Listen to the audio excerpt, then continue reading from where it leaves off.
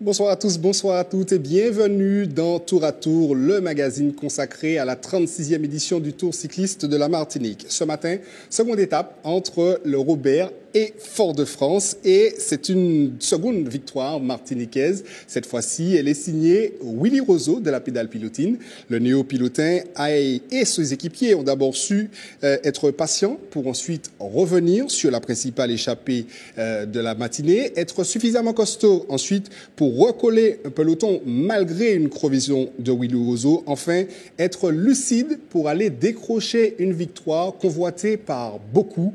Retour sur cette première partie de course avec Caril Chassol, José Le Chertier, Marc-Joseph Luc et Valérie Vincent.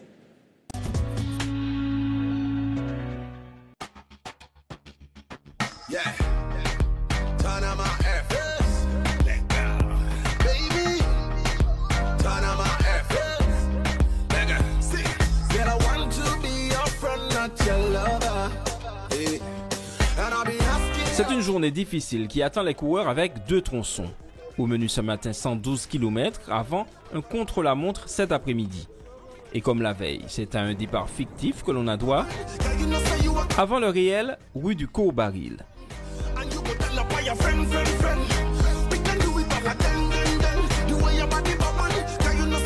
Et la première accélération est portée par Christopher Hippolyte de l'Arc-en-Ciel.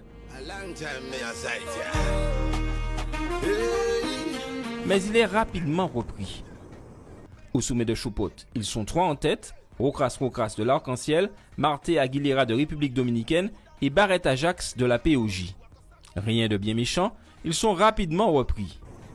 Les kilomètres défilent, le rythme est soutenu, résultat, en arrière de course, quelques coureurs tentent de réintégrer le peloton.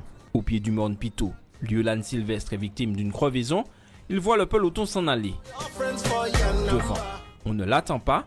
Ils sont 4 en tête de course. Le Guadeloupéen Kenny Jean-Jacques, Ismaël Denara de l'UCS, Cueto Montero de République Dominicaine et Cédric Eustache du CCV.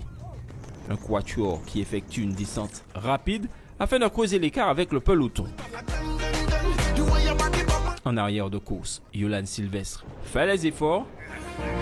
Il réintègre le peloton avant le François. De 2 minutes à Mont-Lacroix.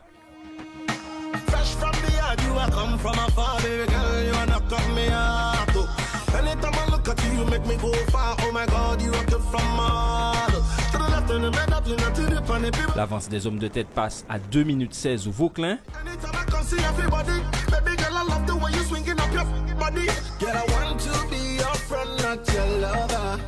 Avant de revenir à 1,32 au rond-point de Poirier à Rivière-Pilote. Et le retour sur la RN5 sonne le glas de cette échappée. Les accélérations se multiplient, à l'image de celle de Marc Flavien du Madina Bikers et Guillaume Loubeau d'Occitane. Ils sont rejoints par le Belge Jérôme Pulidori. Et le trio effectue la jonction avec les hommes de tête avant Rivière-Salée. Mais le peloton est clairement en train de revenir. L'écart n'est plus que d'1 minute au rond-point de Cocotte à Ducos.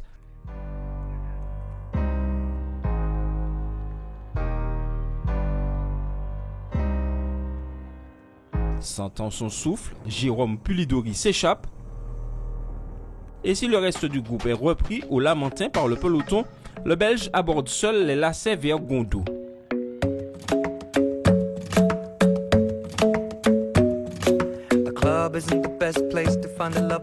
En vain, il est lui aussi rattrapé avant le sommet.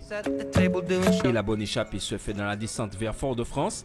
Willy Roseau et Yolan Sylvestre sortent. Le néo-sociétaire de la Pédale Pilotine s'impose au sprint devant le maillot jaune. Mario Rocras de l'Arc-en-Ciel complète le podium. Bonsoir Marc Paulin. Bonsoir Stéphane. Marc, est-ce que la Saint-Sylvestre, c'était en plein mois de juillet, aujourd'hui? On peut le penser. C'est vrai que Yolan Sylvestre il était à la fête aujourd'hui, malgré qu'il ait été dans le dur au départ. Mauvaise crevaison, on vient de le voir. Et il a joué tactiquement, stratégiquement, physiquement, il a été top niveau et c'est vrai qu'aujourd'hui, il a été grand seigneur, peut-être en laissant la victoire à Willy Roseau. Ils se sont partagés l'étape et le général. Alors, j'allais le dire, il a été grand seigneur en laissant la victoire à Willy Roseau parce que sans la pédale pilotine, aujourd'hui, il ne revenait pas. Ah ben absolument, je dirais que merci la pédale pilotine. Pourquoi? Parce que la pédale pilotine avait aussi ses intérêts, parce qu'elle a des ambitions. Et c'est vrai qu'ils ont été à la manœuvre. Willy Roseau a été un équipier modèle, et ça on peut le dire, lui aussi a crevé. Et lorsqu'il est revenu, il s'est tout de suite remis au travail. Et quand il s'est mis au travail, c'était pour revenir sur les échappées. Et c'est lui qui force la décision en emmenant Yolan Silvestre. Je crois que le grand bonhomme, c'était Willy Roseau dans cette étape. Heureusement qu'il gagne effectivement ce premier tronçon parce qu'on a vu le Willy Roseau, pas vainqueur du Tour, mais un grand Willy Roseau, un Willy Roseau qui a retrouvé ses sensations et ses capacités selon vous? Alors, bien sûr, il les avait montrées déjà lorsqu'il a remporté le championnat de contre-la-montre entre François justement et le sommet de Massel à 47 de moyenne. Il l'a encore prouvé, on le verra tout à l'heure, dans le contre-la-montre. Et puis on sent que physiquement, il est là, il a son potentiel. Et puis je crois qu'il est heureux de retrouver le vélo. Je crois qu'avec la pédale pilotine, c'est je dirais une coopération et peut-être un mariage heureux. Et Willy Roseau, je crois, est en train de retrouver l'amplitude de ses moyens. Et il est là, il le prouve. La pédale pilotine qui n'a pour l'instant pas fait sortir son leader, ses hommes, entre Becerra et Willy. Bon. Alors, Becerra n'est pas dans le tour, Là, c'est Salinas. Voilà, c'est Salinas, c'est pardon. Salinas, parce qu'il y avait un choix oui, donc, c'est obligatoire. Salinas, effectivement. Alors, Salinas, pourquoi? Salinas, c'est un grimpeur. Il a remporté beaucoup d'étapes de montagne. Et puis, Salinas, eh bien, c'est un petit peu le leader que l'on couvre, que l'on met au chaud. Parce que quand la montagne va venir aux coureurs, dès demain, je pense qu'on va voir du Salinas qui, pour l'instant, a bien géré. Et la pédale pilotine a été à l'image de ce qu'elle a été au Trophée de la Caraïbe. Elle a été offensive, elle a géré. Parce que si la pédale pilotine n'avait pas roulé, c'est clair que l'échappée de devant, on aurait eu un Cédric Eustache, peut-être maillot jaune. Qu'ont-ils pensé de leur matinée, de leur prestation durant cette matinée? Comment ont-ils vécu la course? Les réactions des uns et des autres sont recueillies par Caril Chassol et José Le Cherchier. Un tour, c'est toujours une course à rebondissement, surtout le Tour de Martinique. Effectivement, nous sommes nombreux sur les routes, c'est nerveux. Les équipes invitées sont de très bonne qualité. Tout le monde veut les meilleures places. Nous sommes au deuxième jour de course. Les équipes invitées n'ont pas encore gagné, donc ça se bouscule un peu. Aujourd'hui, c'est la deuxième victoire martiniquaise, donc c'est de bon augure pour nous. Mais écoutez, ça veut dire effectivement que le reste des jours effectivement sera très très chahuté. Ça fait 2 jours que je suis à l'avant, que je prends plaisir à faire la course, donc c'est vraiment motivant de continuer comme ça et essayer de faire la course tous les jours. J'ai eu une crevaison juste au pied de mon pito et après bon, je ne me suis pas affolé, on a perdu un peu de temps pour le changement, mais bon, j'ai repris ma place dans le peloton après dans la descente de mon pito. Donc après on a laissé faire un peu les autres équipes nous aider parce que il y avait un peu beaucoup d'équipes piégées, donc il y avait du monde pour rouler et dans le final je me suis dit pourquoi pas tenter de faire la descente. Et heureusement il y avait Willy qui était déjà un peu sorti, donc quand j'ai fait la bascule, j'ai basculé avec lui et on a tout donné sur le plat les 5 derniers kilomètres à fond et ça a bien fonctionné. Marc, beaucoup de lucidité chez ces jeunes Martiniquais. Oui, alors ils sont très aguerris. Pourquoi? Parce que l'un et l'autre ont évolué en métropole. N'oublions pas que Willy Roseau a fait quelques saisons dans des équipes qui étaient comme de très haut niveau. Donc physiquement, il est bon, mais tactiquement, et le métier de coureur cycliste, il le maîtrise bien sur le bout des doigts. Lui aussi, Yolan Silvestre, il a travaillé, donc il est encore à Aix-en-Provence. Il est allé à l'Immobilière Nicolas Roux, club de DN1. Donc c'est des coureurs qui aujourd'hui comprennent le vélo et en tirent, je dirais, la quintessence. Et surtout, il reste extrêmement lucide et modeste. L'étape pour Willy Roseau, donc sur la seconde place pour Yolan Silvestre.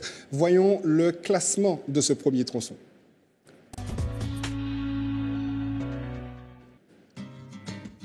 Voilà, le classement de ce premier tronçon, c'est Willy Roseau de la pédale pilotine qui l'emporte dans le temps de 2h36 minutes et 47 secondes. Deuxième, Yolan Silvestre de la JC 231 dans le même temps. Troisième, Rora Soras Mario Alberto de l'ECD à 28 secondes. Quatrième, Cruz Colonne Adlertine Félix de la République dominicaine dans le même temps. Cinquième, Simon Kerr de l'Occitane de formation dans le même temps à 28 secondes.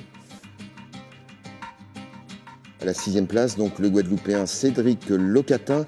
Il termine également dans le même temps. Kevin Largit-Copé du CC à 28 secondes. Jérôme Polidori Donc lui court dans le team belge Natura Blue à 28 secondes. Salinas Douquet de la pédale pilotine à 28 secondes. Et 10e, c'est un Dominicain, Guzman Rosario, il est à 46 secondes.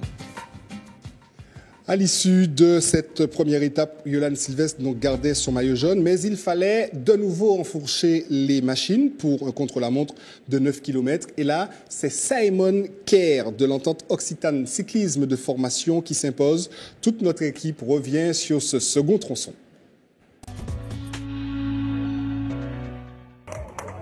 C'est devant un nombreux public tout au long du parcours que s'est couru ce contre-la-montre de 9 km 300 à Fort-de-France. Et sur la troisième marche du podium, on retrouve Willy Roseau de la pédale pilotine. Il parcourt la distance en 11 minutes, 11 secondes et 94 centièmes. William De Jesus Guzman Rosario fait mieux. Il avale les 9 km 300 en 11 minutes, 10 secondes et 72 centièmes. Le sociétaire de République dominicaine est second. Et ce contre-la-montre est remporté par Simon Kerr de l'entente Occitane Cyclisme Formation. Son temps 11 minutes, 6 secondes et 58 centièmes. Yolan Silvestre, le maillot jaune, lui termine 13e avec un temps de 11 minutes, 36 secondes et 19 centièmes. Le sociétaire de la JC 231 conserve son maillot.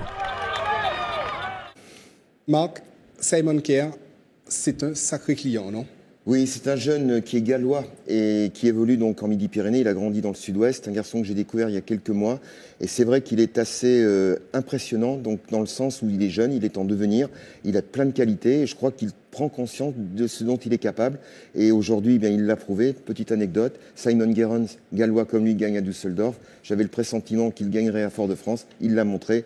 Et c'est un gallois très énergique, bon grimpeur, complet. Et on va le voir évoluer sur un bon niveau. Aujourd'hui, sixième ce matin, donc sur la première étape, il gagne le contre-la-montre. On verra ce que ça donne au classement général, mais ça risque d'être un homme dangereux pour Yolan Silvestre et pour le reste du peloton également. Oui, il faudra compter avec lui. Maintenant, ça reste un prétendant à la victoire finale. Bon, attention, il découvre le Tour de la Martinique. Il n'a jamais évolué dans la Caraïbe. Ce qui est formidable, c'est que ce matin, il finit en effet aux premières loges sur un circuit très difficile qu'il fallait connaître pour les meilleurs.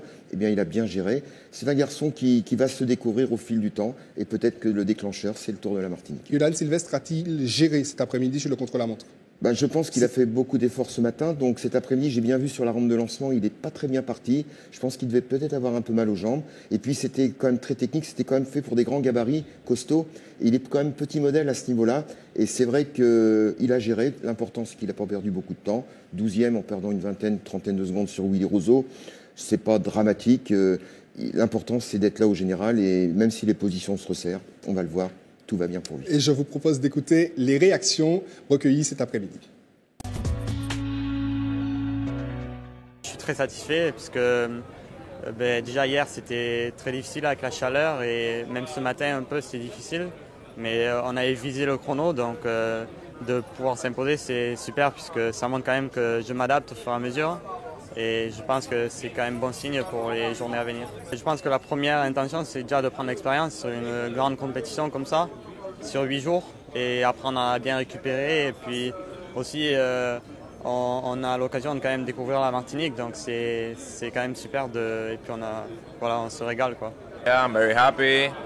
And say hello for my family, my country. Je suis très heureux de cette deuxième place. Je salue mon pays, ma famille. Je voulais gagner, mais le vainqueur a été très bon. The first guy do very well, and that's it. We come to win the. Nous sommes venus pour remporter le tour avec Ismael Sanchez, Adelin Cruz et moi-même. Nous allons essayer de remporter le classement par équipe et individuel. We will try to win the general for team and the general individual general. Voilà donc pour les réactions des uns et des autres. Je vous propose de voir tout de suite le classement de cette étape de cet après-midi, classement du contre-la-montre.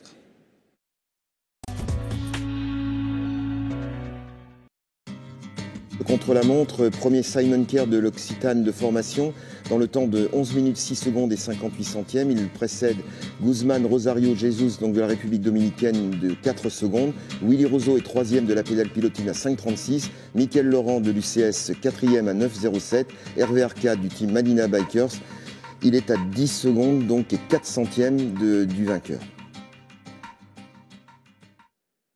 Voilà donc pour les 5 premiers de ce classement du contre-la-montre cet après-midi. On l'a dit, Yolan Sylvestre termine à la 13e place, mais c'est un moindre mal pour le sociétaire de la JC 231. Cette journée conforte donc Yolan Sylvestre dans sa position de leader.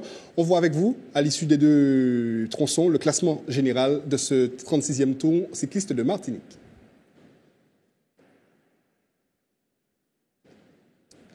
On reviendra sur le classement. Si on peut passer au porteur de maillot, on y va. On y va avec le classement.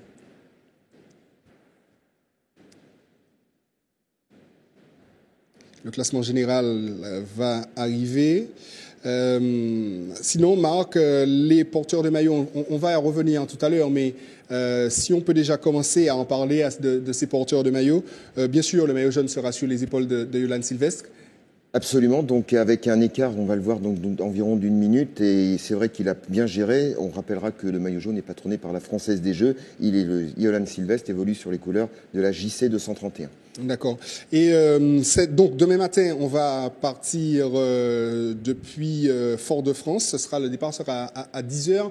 On va vers Trinité avec l'estrade l'estrade dans les derniers kilomètres. L'estrade, bon. On n'est pas encore vraiment dans la montagne, Marc, mais on s'y approche doucement, mais sûrement. Demain, il y a déjà de gros cols à coffrir. Oui, tout à fait. On partira de Fort-de-France à 10h. Donc, on reprendra un petit peu les derniers kilomètres de ce matin. On ira donc rejoindre le Lamentin en montant donc derrière par Gondot et puis on redescendra par Jeanne d'Arc. Ensuite, eh bien, on montera au Grain. On ira donc vers le Robert. Et puis là, on retournera au François. Chopotte pour la 4e fois. C'est pas faute de le dire, mais Chopotte, belle rampe de lancement. Ensuite, le François, Morne-la-Croix, ou d'autres points montagne. On ira le Vauclin, Massel. On redescendra Courbaril comme ce matin. On reviendra sur le Lamentin. Et là, eh bien, ce sera au Grain, vous l'avez dit, et surtout la difficile côte de l'Estrade, à 7 km de l'arrivée. Là, il va se passer beaucoup de choses. Et l'arrivée à Trinité, devant la mairie, ce sera aux alentours de 12h30. Voilà, le classement général est de retour. On peut y aller, Marc, avec vous pour le classement général.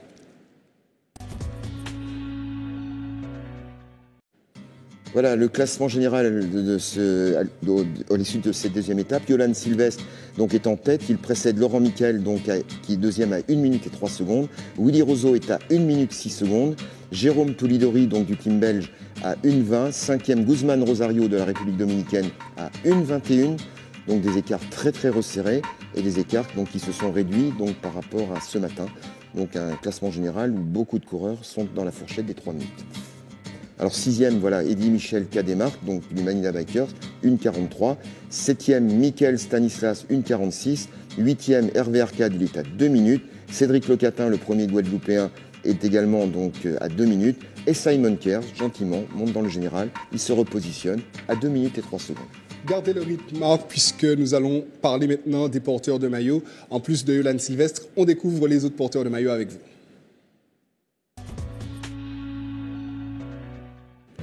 Voilà le maillot donc, du classement par équipe, donc patronné par Banamar. Il est donc sur les épaules de Guzman Rosario donc de la République dominicaine. Hervé Arcade porte le maillot RCI. Air Caraïbes, c'est le maillot des points chauds, le maillot bleu. Le maillot rose de la combativité sur les épaules, donc patronné par les mutuelles de France Unie, sur les épaules de Willy Roseau. Donc très combatif. Le maillot rouge, le meilleur jeune, patronné par la collectivité territoriale de Martinique, il est sur les épaules d'Eddy Michel Cademarque, un jeune dont on reparlera aussi beaucoup. Le maillot à pois, patronné par Sokari, sur les épaules de Cédric Eustache, il a franchi pratiquement tout en tête. Le maillot orange, classement au point, patronné par Orange, sur les épaules de Mickaël Laurent, de la pédale pilotine. Et le maillot jaune, patronné par la FDJ, Yolan Sylvestre, eh bien, l'endosse une fois de plus, et c'est lui le leader qui partira demain au départ de ces étapes. C'est encore lui le patron du Tour. Demain, on a déjà parlé un peu de côte, un peu de montagne. Est-ce que ça peut déjà être décisif demain ? Toutes les étapes peuvent être décisives parce qu'il y aura des échappées, de l'animation, tout dépend qui. Et si d'aventure, dans la première étape, les Guadeloupéens ont roulé, dans la deuxième, ça a été la pédale pilotine. On suppose qu'il y aura beaucoup de prétendants à vouloir rouler. Mais si d'aventure, il y avait une course d'enterrement, ça peut être aussi possible. Donc, en tout cas, ce sera animé. le tour va se jouer chaque jour. Donc il y a des coureurs qui vont essayer bien sûr de maintenir leur avance, puis d'autres peut-être aussi vont-ils essayer de remonter. En tout cas, la course va être animée de bout en bout. Dans quel sens? Les pronostics sont bien difficiles. Alors, si on peut quand même parler du parcours de demain, dont on l'a dit tout à l'heure, rappeler quand même les 3 grands moments, l'estrade bien sûr. Alors, ce sera dans le final l'estrade. Attention au début parce que quand on va sortir, là, ce n'est pas comptabilisé dans le point montagne, mais les 15 premiers kilomètres avant de retrouver le Lamentin, il peut se passer beaucoup de choses. C'est montée-descente, une échappée s'en va, 15 secondes d'avance, on ne les voit plus. Et puis, il y aura quand même une course, quand même, je dirais, d'usure, parce qu'il y a quand même beaucoup de kilomètres. Donc, les pelotons vont se former ou se reformer. Et à chaque fois, on s'est toujours posé la question, si la Guadeloupe n'avait pas roulé, Eric Cheba nous confiait, c'était 10 minutes pour le peloton. C'est la première étape. Et on se posait encore la question ce matin, à un moment charnière, si la pédale pilotine ne roule pas, c'est peut-être 5 minutes à l'arrivée de cette étape. Donc, qui va rouler, qui va faire quoi, en sachant que le maillot jaune n'a que 2 équipiers. Et avec ça, il ne peut pas malheureusement porter le poids du peloton. Et il a été très costaud de revenir ce matin. Voilà, nous sommes arrivés au terme de notre rendez-vous. Merci de nous avoir suivis. Vous le savez désormais, notre mission se poursuit sur Facebook. On parlera tout à l'heure de la remarquable remontée de l'équipe de la pédale pilotine et de ses conséquences sur l'étape du jour. Et puis, on se retrouvera évidemment demain matin à 12h30 pour le Facebook Live. Ce sera sur l'ascension de l'estrade, juste avant l'arrivée, et puis à 19h30 sur ce plateau avant de se retrouver sur le Facebook Live tout à l'heure. Ne quittez pas, je vous laisse passer une excellente soirée sur ce plateau et à tout à l'heure sur Facebook.